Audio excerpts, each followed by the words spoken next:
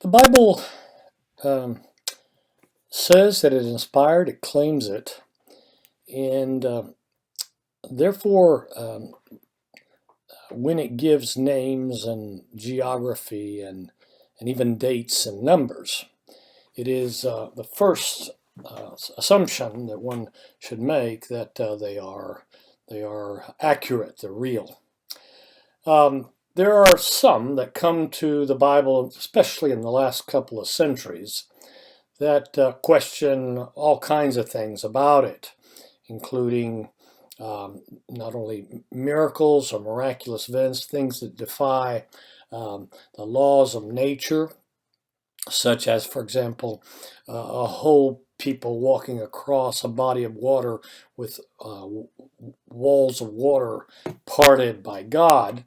But that also think they find evidence in the lack of historicity, lack of truthfulness, or mix of myth and some facts in the Bible by the fact that you can't find evidence for this massive uh, uh, expedition of an entire people who left Egypt at one point in time to go back to the promised land that God had given them. That's called the Exodus. And this particular lecture has to do with going a little more detail, not only into some archaeological finds and some dates, but also into the geography of Sinai, where the wanderings of the children of Israel with Moses at the head, and where the law was given by God on Mount Sinai, where they were given, happened. So we're going to take a quick look at that before our text forces us to move on. And the next chapter will deal with the law in particular that Moses received from God during those wanderings in the desert. So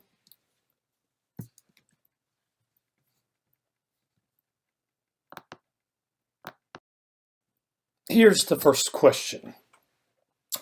Shouldn't we find plenty of, not only outside of the Bible, historical evidence for, and even more importantly, maybe archaeological evidence for the exodus of 600,000 estimated on the conservative side, possibly even 1 million or more people at some point in time from the land of Egypt? Shouldn't you be able to find outside of the Bible confirmation of such a huge endeavor? And in quick fashion, before I show you some images and talk about some facts that we do have, let me put forward a couple of answers to that very logical and rational question. And the first thing to acknowledge is the fact that it is the nature of people, it's our human nature, it's the nature of governments for sure, never to tell in detail or make a monument of, or tell a grand description of the times when they lost. We don't announce to everybody, last night in the game, the big game, I lost. When we win, we plaster it all over Facebook. When we lose, well, we don't tend to do that. That's just within human nature. It's definitely human nature of those who expect to win, nearly always win. They don't publicize a great defeat.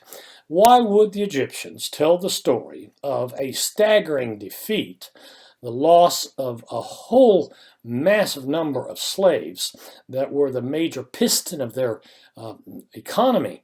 And why would they tell of a pharaoh who in pursuit of them drowned together with his entire army?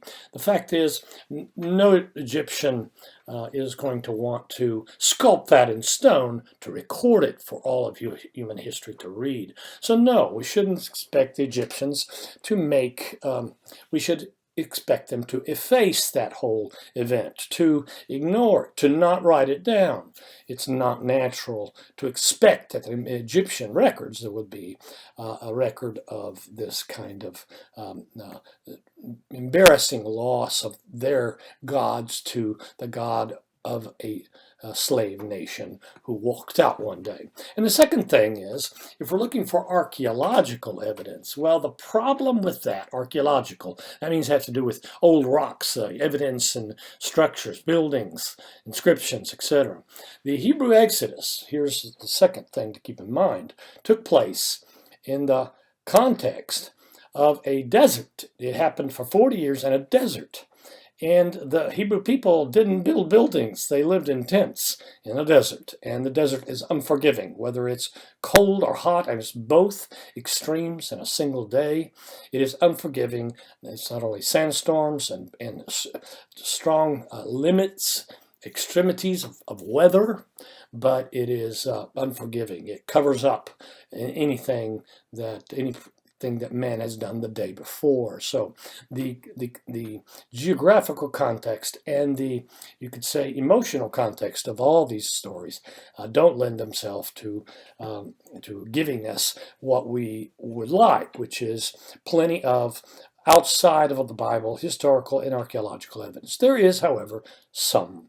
Let us talk about why your instructor has suggested in the previous lecture that the 15th century before Christ is the most likely century of the life of Moses and the exodus of the Hebrew people from the nation of Egypt. So this is the evidence, some of the evidence, the major evidence for the early date, as it's called. So around the middle of the 15th century BC. I subscribe to this one. I think it has the best evidence. Moses did live, and the Exodus did happen, and it happened in the 15th century before Christ. Your instructor goes with A. The reasons you will find in the book of Kings, later on in the Old Testament. 1 Kings 6 and verse 1 refers to the exodus of the nation of Israel from Egypt having occurred 480 years before the fourth year of Solomon, King Solomon, of course, king of Israel. And since we are fairly definite about the years of King Solomon, around 960 before Christ would be his fourth year, well, then if you simply do the math, you place yourself in about the year 1440 before Christ, middle of the 15th century. There is some archaeological evidence. It's called the Merneptah stele. Stele is a sculpture in rock, stone of some kind, commissioned by someone, a pharaoh in this case. Merneptah is the pharaoh, and it lists all the things, conquests, victories, all the times that Merneptah defeated his enemies, and it refers to Merneptah making a campaign into the land of Canaan and defeating the Habiru, it uses the term that most translate from the Egyptian hieroglyphics, translate Israel. And so Israel is a nation in Canaan by the time of Merneptah, which is 1224, and thus that's 13th century, and thus the children of Israel must have been in Canaan for a while when this military campaign of an Egyptian pharaoh went up there. Thirdly, there's some archaeological evidence that some say can be found in one of the first conquests in the land of Canaan, when the children of Israel wandered in the desert for 40 years, and then they got to the Jordan River and crossed it, and they were led by Joshua, as we will see.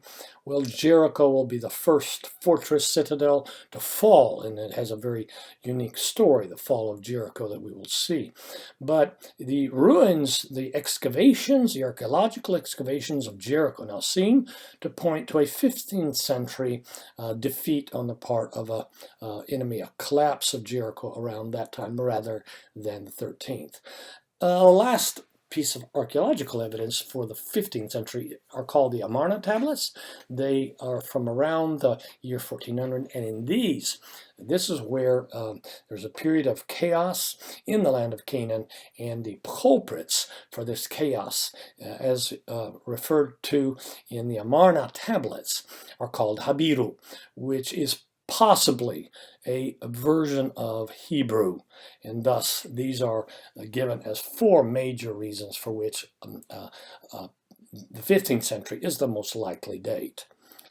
I will go ahead and just refer to, even though I think it has less good evidence, it is not as reliable, so I think 15th century is the correct time of the life of Moses and the Hebrew exit from Egypt. But the 13th century is given by a few scholars. So that's called the late date, by the way. 15th is the early, 13th century is the late, and the evidence, they say, well, that passage in 1 Kings 6 and verse 1, the number 480 is not meant to be taken literal. It's meant to be symbolic, because they counted and made reference to generations, and normally generations were about 40 years, and it just so happens that 480 is 12 generations of 40, so a symbolic number rather than a real. The only problem is the context doesn't seem to give evidence for this, but that's why some prefer the 13th century.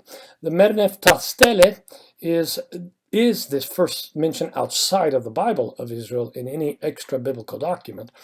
And if Israel had entered Canaan around 1400, there should be other mention. This is what they say, but of course, that's an argument from silence, and so it doesn't carry much weight with me. Archaeological evidence of other conquered little citadels or fortresses, Lachish, Bethel, Hazor, Dever, and others, say some archaeologists, makes a reference more to the 13th century rather than the 15th.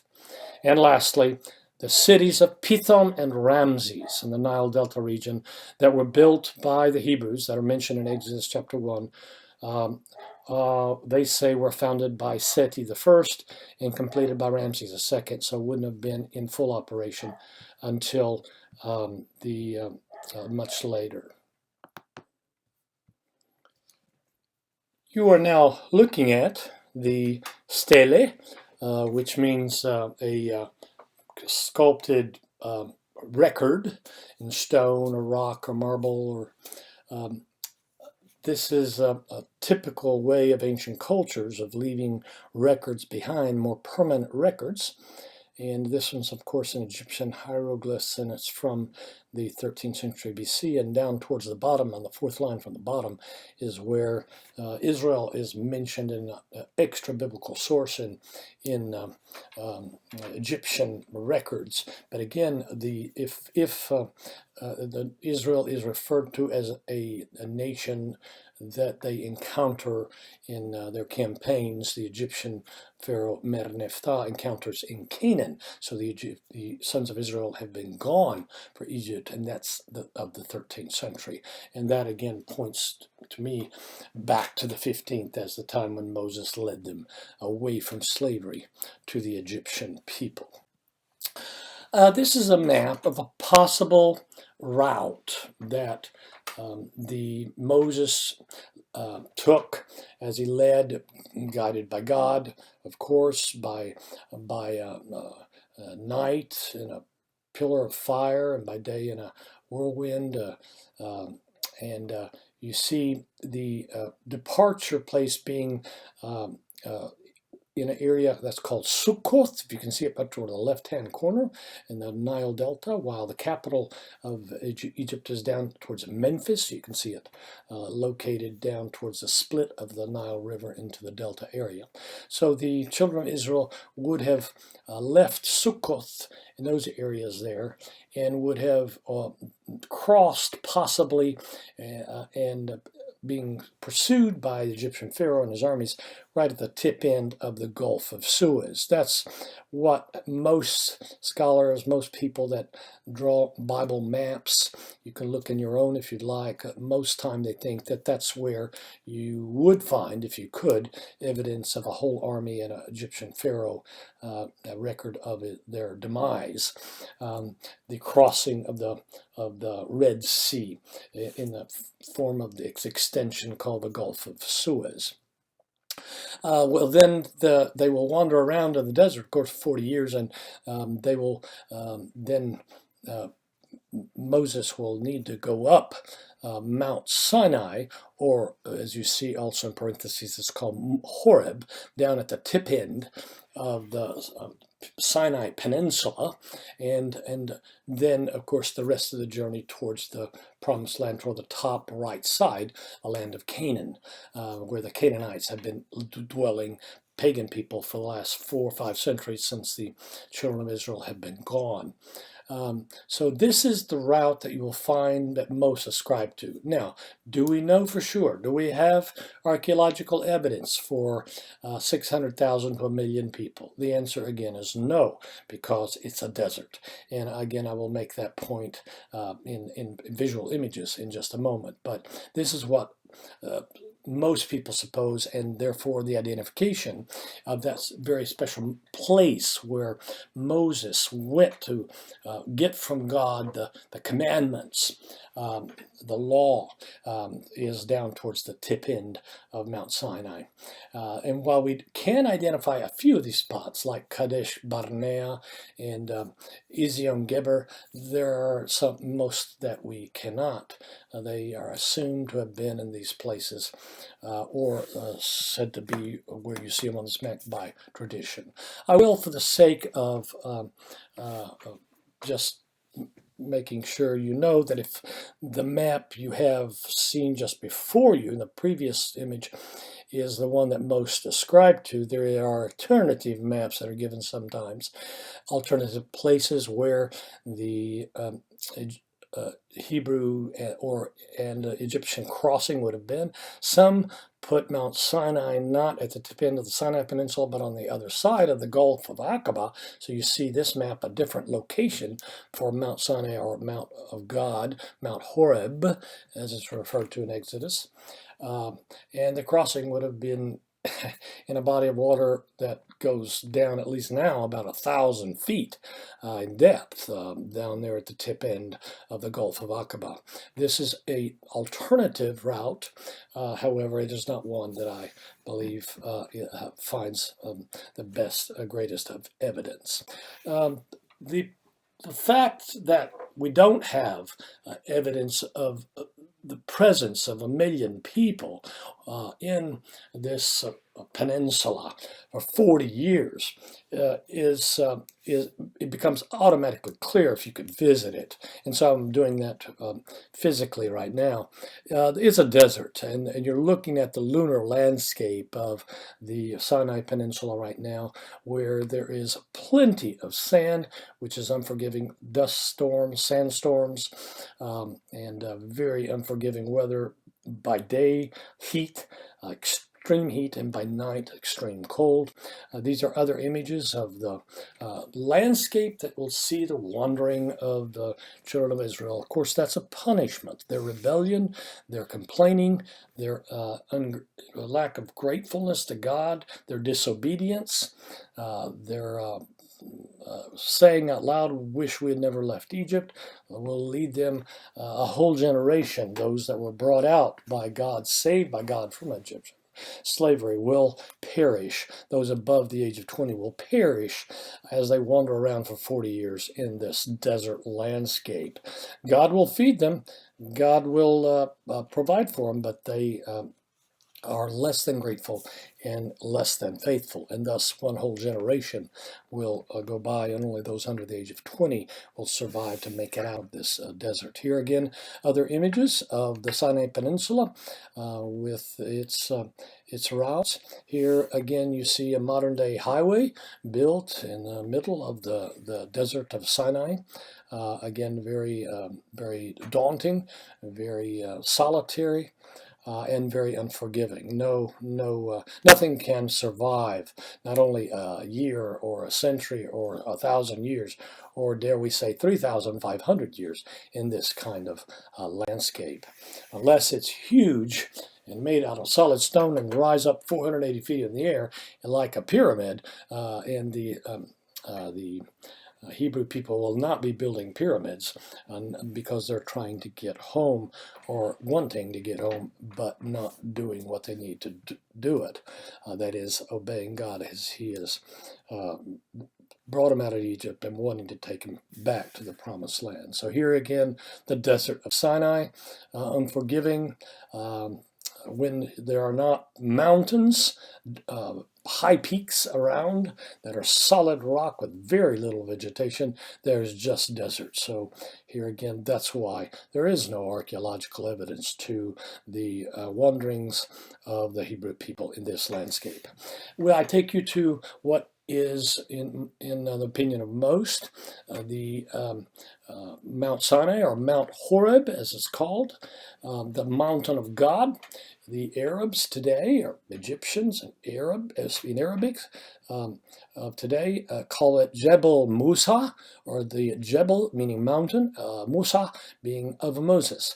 They call it the Mountain of Moses. The identification of this particular mountain down towards the southern end of the tip of the Sinai Peninsula, it is called to this day Jebel Musa. That doesn't make it 100% so, but this is what most map makers refer to as they talk about the wanderings and where Moses will have to climb, what mountain Moses will have to climb repeatedly to get the Mosaic Law from God, as the people are in tents down below. You see in the right-hand corner toward the bottom a physical structure, just to give you a sheer sense of size. That's a monastery that was built 1,000 years ago and beyond, the Monastery of St. Catherine, by a monastic group, a Catholic monastic group, and it is 3 to 4 stories high. Here is a more specific picture of that monastery. We found some very important copies, ancient copies of the Old Testament, by the way, in this monastery, preserved by these monks. It's called Sinaiticus, and it's not complete, but it's a very important find of copies of the Old Testament that were found in this particular monastery. And what you can see is how small it looks, with these massive 3, 4, 5-story high walls and little private rooms on the backside for the monks. This is how small the monastery looks in comparison to the massive mountain of Moses that is right behind.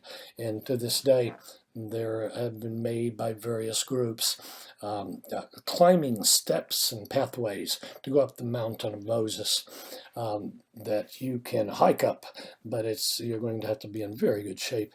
There are at least 3,000 steps in one of the pathways that is used to climb up the mountain of Moses. Here it is, the mountain of Moses, Jebel Musa, and again, can't be 100% sure, but can be sure to a high degree, at least, that this is the very desolate landscape in which God will deliver to Moses a set of laws that we'll talk about in the next chapter. Here again, a view from the top of Mount Horeb, or the Mountain of Moses, looking at all of Sinai in the southern part, and you can see how unforgiving and treacherous this landscape is. A couple of art pieces to reference some things that your book, in its hurried and not talk about in the events of the life of Moses. This is one of the most famous statues of Moses sculpted by Michelangelo in the early 16th century. It is a massive figure, so Michelangelo's view of Moses was as a huge persona, huge man, just imposing in figure. If he stood up, he'd have the basketball rim at his teeth. He is caught by Moses in a particular moment that you may recall. one of the times that Moses comes down from the mountain after he's been in the presence of God and receiving the commandments, he hears a sound of partying, a sound of festivities, and he comes down the mountain to find that his brother has allowed people to melt their jewelry into a golden calf, one of the gods that they had worshipped or had back in Egypt before they left and began these wanderings, and they're dancing around this calf, and there is a deliberate disobedient act, disobedience of God, and the anger of Moses is portrayed by his sudden turn. Notice his huge beard and his hand, which has in its right side the tablets that were written with the finger of God, the Ten Commandments as we know them, and he's about to drop those tablets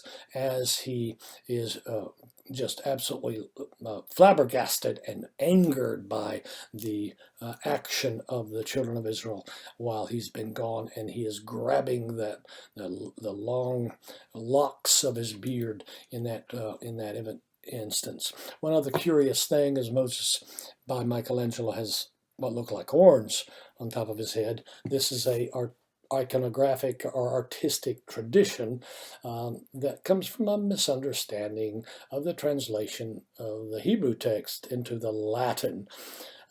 When the Old Testament from Hebrew was translated into a Latin by a church father by the name of Jerome in the 4th century after Christ, the word that's used for rays of light, Moses, when he was in the presence of God, would show that he had been there when he came away by the fact that his face radiated light. And in the Latin text, the word corno can mean rays of light, or it can mean horns, and so it's a misunderstanding of the Latin version. That Latin telling of that made artists put horns on Moses' head. Moses did not have horns. Here is another artistic representation of a moment. This one comes from early Christian cemeteries, so predates that statue of Moses you saw by Michelangelo by at least 11 or 12 centuries. This is Moses. This is an important narrative to early Christians. They depicted these things on the walls in their cemeteries in the underground part of the south part of Rome, in the catacombs. There are 4 to 5 million bodies of Christians buried in the Roman capital between the 2nd century and the 4th century AD. And a lot of the images that are painted on the walls are from the New Testament, but many are from the Old as well. This one is Moses striking a rock to get water.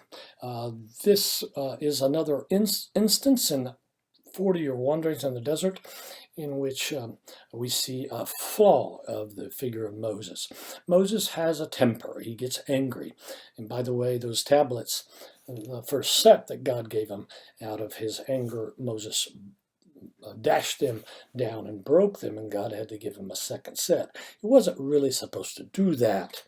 And here, God told him to speak, and water would come out of the rock. So again, the power lies in God, not in your particular action or your particular anger. And Moses instead strikes the rock with a rod, and water then comes out. But again, another instance of the temper of Moses, which will cost him being able to go into the promised land. He will lead the children of Israel clear up to the borders of it, but won't be able to go in. He was the right man. He was he did the bidding of God. He was reluctant, didn't want to go at first, and he was not always perfect. That again is another important element. Well, this concludes this quick look at other items concerning the children of Israel, the Exodus, and Moses.